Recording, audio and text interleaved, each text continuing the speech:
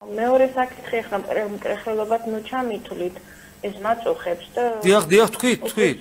ახლა მკრეხელობა ახლა ადამიანს რასაც ფიქრობ ის მინდა რომ გითხოთ ახლა რაღაცა შელამაზებულად სულაც არ მინდა. ღმერთმა ხო შექმნა ქალი და ქალს არ გოის თქვათ მკერდი და ახლა აღარ ჩამოთვლი რაცა აქვს ქალს და მამაკაც მისცა რაცა აქვს ხო და ზოგი ხო რჩება გაუთხოვარი ყველას ახლა ყველა კაცია ქალი არ ყავს და ყველა ქალს კაცი არ ყავს და რა უნდა ქნას რომ ქალმა რომელიც ვერ გათხოვდა და როგორ უნდა შეასრულოს ეს ღმერთის აცინცნება არ იმრუშო და ასე შემდეგ ეს ხო ძალიან ძნელი შესაძლებელია და მაგალითად უპრეხელობად ნუ ჩამითვლით და მონაზნები რომ არიან მონასტერში ისინი ხო ქალები არიან და ეს უბრალოდ დაუჯერებელია რომ მათ მამაკაცთან ყოფნა არ სურთ. ერთი შეხედვით შეიძლება ვთქვან რომ მოსულაც არ გვინდა მამაკაცთან ყოფნა, მაგრამ ეს დაუჯერებელია. მესამე ის რომ მიყვარს ადამიანი, მაგრამ მასთან შეუძლებელია ურთიერთობა, მაგრამ ძალიან მიყვარს რა ვქნა. გასაგები. შეუძლებელი იმიტომ არის რომ მას თავისი ოჯახი აქვს. გასაგები. მე მგონი ეს სამი საკითხი თქვი უკვე. დიახ.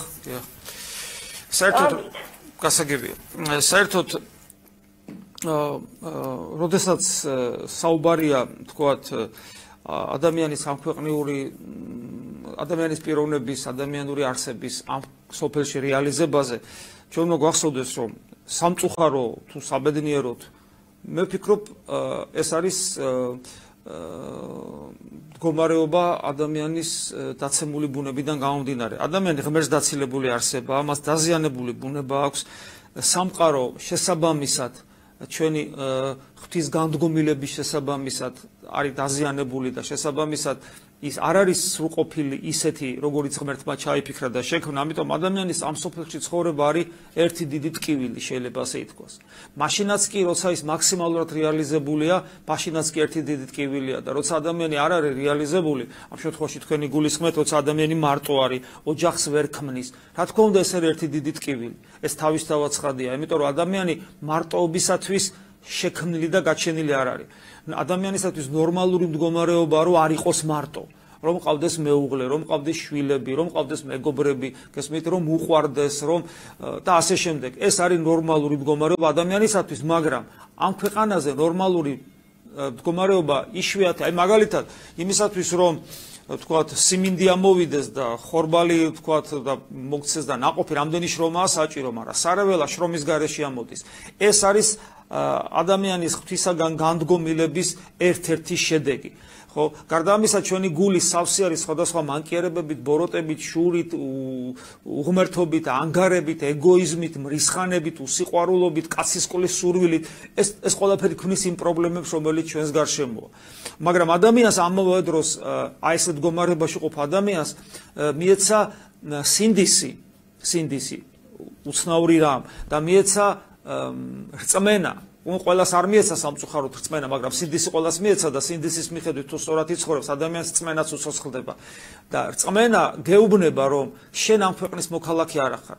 შენ ამ ქვეყანაზე ასე იცხოვრებ თუ ისე იცხოვრებ, ავად იქნები თუ კარგად იქნები, ეს ყველაფერი მაინც ვითარდება და შენ წეღანას გეუბნებოდით, შენ ხარ მარადისობის მოქალაქე. ამიტომ ადამიანის ცხოვრების საზრისი შეიძლება მხოლოდ იყოს ის, რაც მარადისობას უკავშირდება. ამიტომ დიახ, თუ ადამიანი არაბუნებრივ მდგომარეობაშია, თქვათ არის მარტო, ხო? და თქვათ აი ადამიანს მარტო არის, მეუღლე არ აყავს, ან შია, ან წყურია, ან ავათარი და ასე შემდეგ, თქვათ, ან უსამართლოდ ჩაგრავენ. მე ადამიანი დგება განსაცდელის წინაშე. განსაცდელი ნიშნავს, რომ ადამიანი დგება არჩევანის წინაშე და რა გააკეთოს? ესე იგი იმის გამო, რომ თქვათ რაღაცა თავისი ბუნებრივი მდგომარეობა გამოისწოროს, სინდისის და რწმენის საწინააღმდეგო საქმეზე წავიდეს თუ პირიქით არ წავიდეს და თავგანწირვით იმოქმედოს და უერთგულოს სინდის, უერთგულოს თუ მორწმუნეა ქრისტეს უერთგულოს, ხო? აი ეს არის. ამიტომ ადამიანი ხშირად სწორედ ესეთი არჩევანის წინაშე დგება. უფალი ამბობს, რომ სხვადასხვა სიტყვებით გვასწავლის, რომ მიზანი ადამიანის მხოლოდ მარადიული სიცოცხლე შეიძლება იყოს.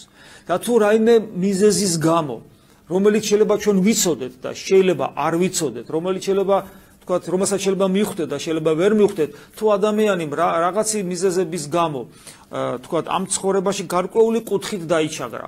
ან მეორე ნახევარი არ აყავს, ან რამე ფსიქოსომატური პრობლემა აქვს და ავათ არის, ხო? ან გაჭირვებულია და ასე შემდეგ.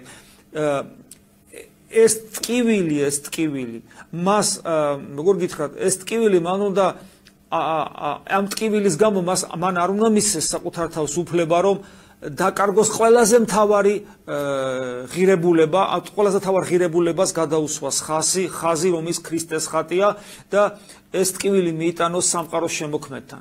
და ძალიან ხშირად ადამიანის ცარიელი გული, ან უпроსტოდ ვერ რეალიზირებული გული, როცა მან ვერ იპოვა ამ ცხოვრებაში თავისი მეორე ნახევარი, თქვათ, როგორც თქვენ ეს ამბობდით, ხო?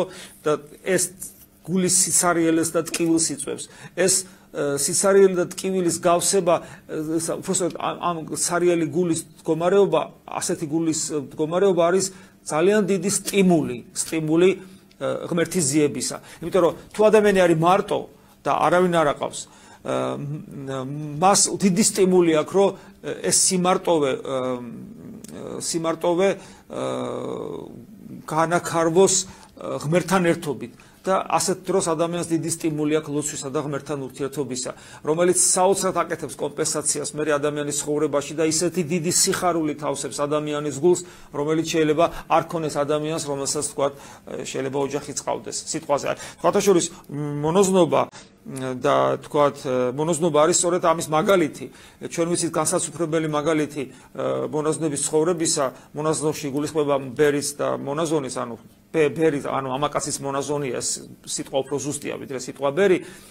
ეს არის შეგნებული მიზანმიმართული ერთგვარი მარტოობა ქრისტესათვის და მეტი მცდელობა ადამიანისაგან, რომ ქრისტეს დაუკავშიროს თლიანად თავისი გული. და თქვენ ამბობთ, რომ როგორ თქვათ ძლებენ, როგორ მიდიან ისინი საკუთარი ბუნების წინააღმდეგ.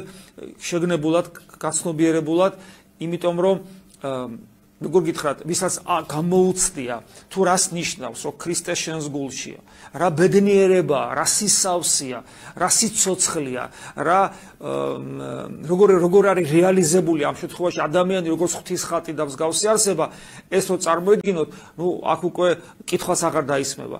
ამიტომ ჩვენ უნდა ვენდოთ იმ მილიონობით ადამიანს და რაც ეკლესიის ისტორიაში ყოფილა, რომლებიც თავის სისავსით ეძებდნენ ღმერთს, რომლებიც თავსაც წირავდნენ, იმიტომ რომ ქრისტიანული ცხოვრება, მოწამეობრივი ცხოვრება, სიკვდილზეც კი მიდიოდნენ, ქრისტესათვის არ ეღალატათ. რატომ? იმიტომ რომ როცა ადამიანი ამგვარად ერთგულებს ქრისტეს, ღმერთი არის სრული სისავსეს, სიყვარულისა, სიკეთისა, ბედნიერებისა, მარადიული სიცოცხლისა და ღმერთი ავსებს ადამიანის გულს და აი ამ სიკეთეებით ავსებს ადამიანის გულს.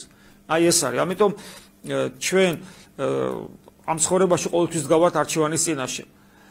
მე როდესაც ძალიან მშია საჭმელი და ჩემთვის ეს ერთი თებში საჭმელი სიცოცხლის გადარჩენისათვის არის საჭირო, მაგრამ ამ დროს დავინახავ მე ადამიანს, რომელსაც ასევე ჭირდება ეს, მე რო შევჭამო, ჩემ კუჭს სიამოვნება და ჩემი ფიზიოლოგია გადარჩება, მაგრამ მე რო იმას ვაჭმევ, მე ბედნიერი ვხდები. იმიტომ რომ ბედნიერება ეს არის სულის თვისება, რომელიც მით უფრო ძლიერდება ჩვენში, რაც მეტად ვეძებთ, რაც მეტად ვერდგულებთ და რაც მეტად ვემსგავსებით ქრისტეს.